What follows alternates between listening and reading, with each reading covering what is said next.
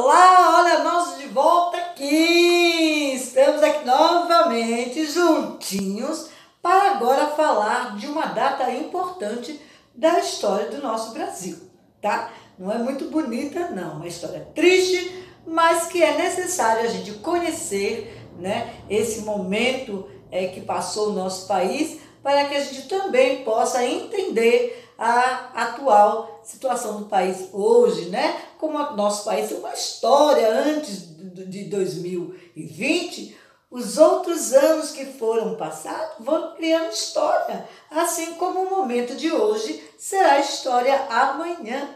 Por isso que a gente tem que ficar, prestando muita atenção no que está acontecendo agora, porque é história amanhã. E hoje nós vamos falar de um passado histórico, né, que foi assim um pouco triste e que até hoje repercute na nossa vida, no nosso cotidiano, na nossa história de vida, né, até na nossa descendência. Então é muito importante a gente relembrar essa parte da nossa história. Nós estamos falando da escravidão no Brasil, tá? Dia 13/5, né? 13 de maio é dia da libertação dos escravos, né?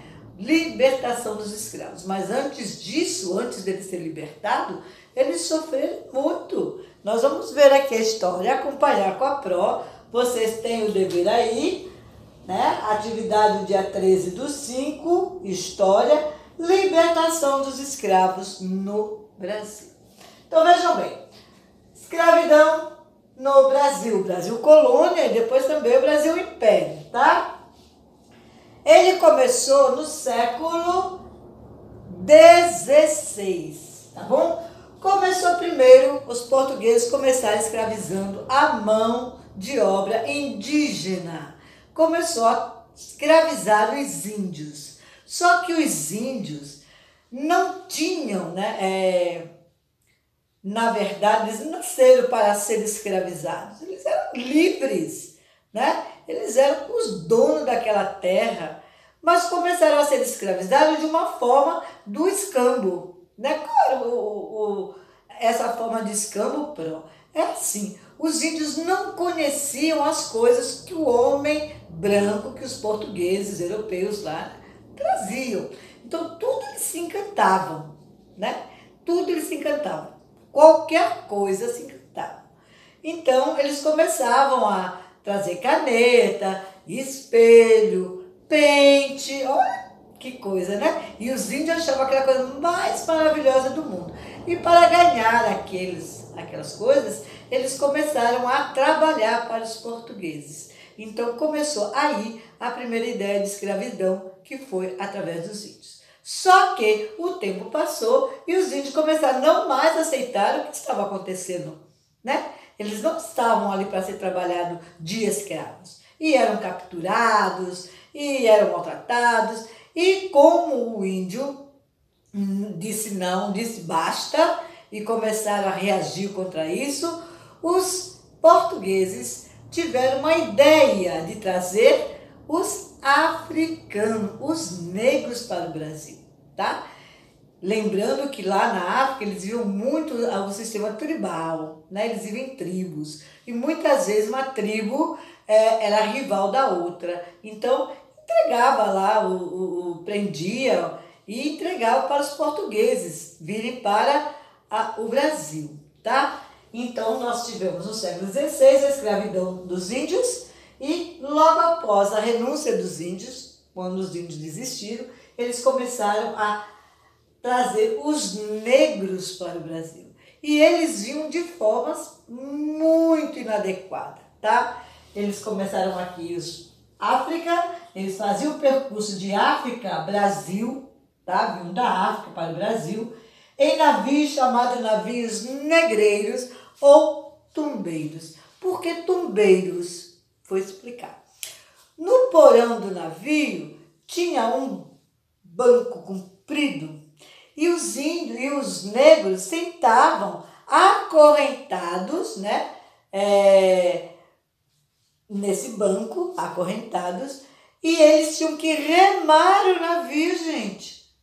Tinham que remar aquele navio enorme, cheio de gente. Ali tinha homens, mulheres, criança. E chamava tumbeiro porque na frente daquele banco ia uma outra pessoa batendo num bumbo, né? Então, vejam bem, eles tinham que remar de acordo, ia tocando o bumbo. Aí o cara, eles faziam, ó, esse movimento. Ó, vai, volta, vai, volta. E quanto mais iam acelerando esse processo no bumbo, desculpa, né, se estava bem rápido, eles tinham que estar bem rápido também para dar força para o navio navegar. Era eles que remavam. E às vezes se machucavam, eram trazidos apenas com pão e água, eram mal alimentados, dormiam mal, né? Muitos não aguentavam, morriam. Esses que morriam eram lançados ao mar. Então não tinha assim o menor respeito e consideração para com os africanos, tá? E quando eles chegavam no Brasil, está aqui, né? Começa o comércio. Eles eram vendidos como se vende uma calça, uma blusa, uma peça de ornamentação, né? Na época, os grandes fazendeiros, né? Eles já estavam esperando os negros. E aí, antes de descer, lá eles banhavam os negros, passavam óleo para ficar brilhando, e aquele negro ou aquela negra, ela era examinada, ou seja, mandavam abrir a boca para ver os dentes, né, para ver se a pele estava brilhante, se ele estava sadio, e aí ele era vendido para os donos de engenho, né? Eles eram vendidos. Então eles vinham de lá da África sem nenhum custo para quem trazia, observem, né? E chegava no Brasil, eles eram vendidos. Então era uma moeda de troca, né? A economia de muitos foram sustentada através da venda dos negros. E quando eles compravam, eles iam para os engenhos, trabalhar no engenho de cana-de-açúcar, né? E eram muito maltratados. Eles viviam em um lugar chamado Senzala. Senzala era onde todos os escravos, após um dia difícil de trabalho, né, um dia duro de trabalho, debaixo de sol, debaixo de chuva, de frio, não importava, eles tinham que trabalhar e tinham que produzir muito. Se eles não produzissem, eles tomavam chicotadas, né? Eles eram castigados por qualquer coisa, né? E quando eles terminavam aquele dia cansativo, eles tinham que dormir na senzala. Era um local sem nenhum conforto, né? Comiam as comidas que vinham da casa grande, que era a casa do senhorinho, do dono do engenho, né? O que eles mandavam, que eles comiam, né? E viviam dessa forma. Muitos, nessa época, começou a aparecer os abolicionistas. Quem eram os abolicionistas? Pessoas que não aceitavam esse tipo de tratamento com os negros. Queriam a liberdade, né? E isso deixava os grandes fazendeiros muito irritados, né? Muito irritados, porque eles não podiam perder os escravos. Se eles perdessem os escravos, quem ia dar conta da fazenda, né? Dos engenhos de açúcar?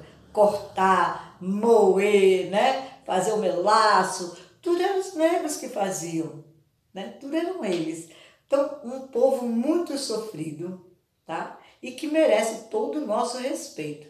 É por isso que aqui no Brasil, ser racista é crime. É crime, porque nós devemos muito, e todos nós temos no nosso sangue, né, o sangue negro. Nós somos descendentes de quem? Do branco, do índio e do negro, tá? Então nós temos que aprender a respeitar todos eles, tá bom, gente? Fica aí a dica, tá? Bom, os abolicionistas começaram a fazerem leis para facilitar a vida dos negros. A primeira lei que surgiu foi a lei Eusébio de Queiroz. Eusébio de Queiroz. Eusébio de Queiroz era um abolicionista e a primeira lei que ele fez foi proibir o tráfico de negros da África para o Brasil. Só que o litoral do Brasil é muito grande, né? O Brasil tem um litoral muito grande, eles chegavam via mar, né? Então, o que acontecia? Às vezes proibia de um lado, mas eles entravam por outro, eles não tinha como evitar. Então, essa lei Eusébio de Queiroz foi totalmente descartável, não deu certo.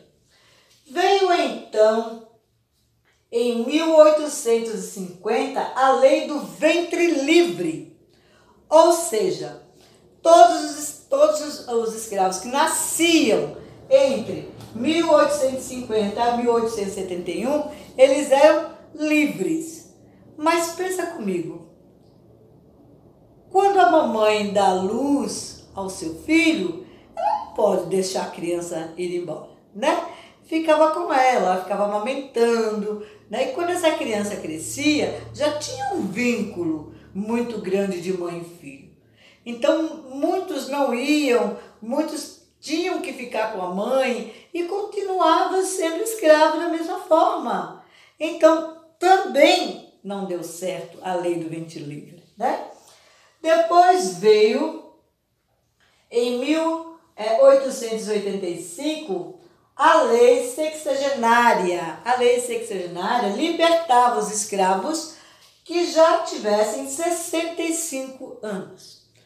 Gente, uma pessoa, um homem, uma mulher, né, que estavam tendo a vida que eu falei para vocês, de dureza, né, de maus tratos, de má alimentação, de noites mal dormidas, muito difícil, castigos, chicotadas, né?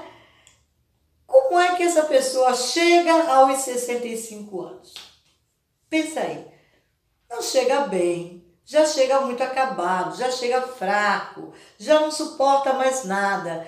Para que ele ia sair do local que ele estava? Para ficar na rua, né? Aí ele já não tinha mais nem comida, nem o abrigo, que apesar de precário, era um abrigo, né? Ia ficar sozinho. Então eles preferiam também não sair mais, ficar lá mesmo na fazenda e continuavam sendo escravizados. Então a lei sexagenária também não deu certo. Até que o Brasil começou a passar por um período muito difícil, né?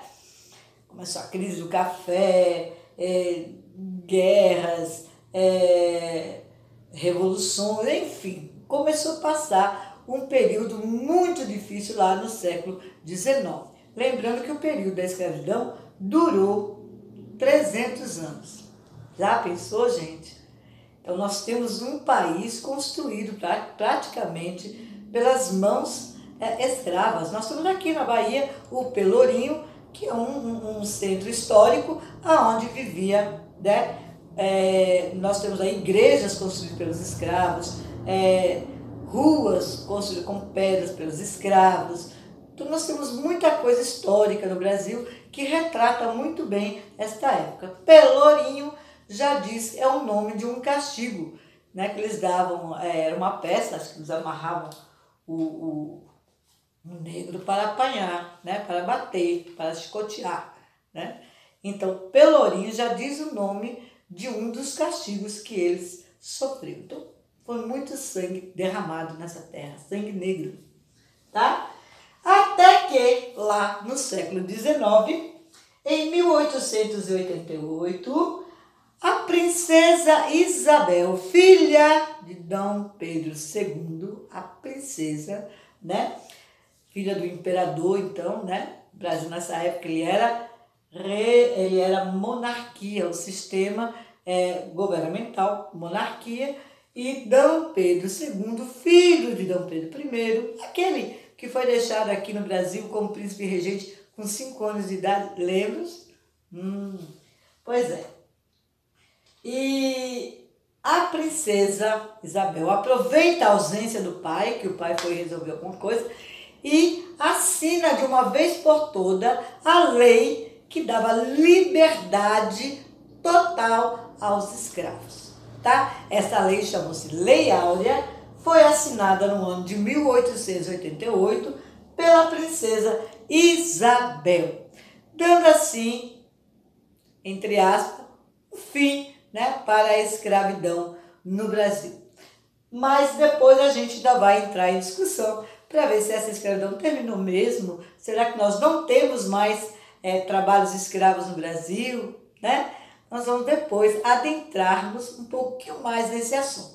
Mas por enquanto é isso que a Pro traz para vocês, um pouquinho um resumo do que foi a escravidão no Brasil. Tá certo? Vocês têm aí o material impresso para vocês estudarem e fazerem a atividade abaixo. Tá certo, gente? Então eu vou deixar aqui um beijo, bom estudo, se adentre bem nessa história, façam pesquisa, né? Vão lá estudar um pouco mais desse assunto, porque é uma história interessante do nosso país e que nós, hoje, temos que dar muito valor a esse povo que deu o sangue para que nós hoje estivéssemos aqui, ok? Beijos!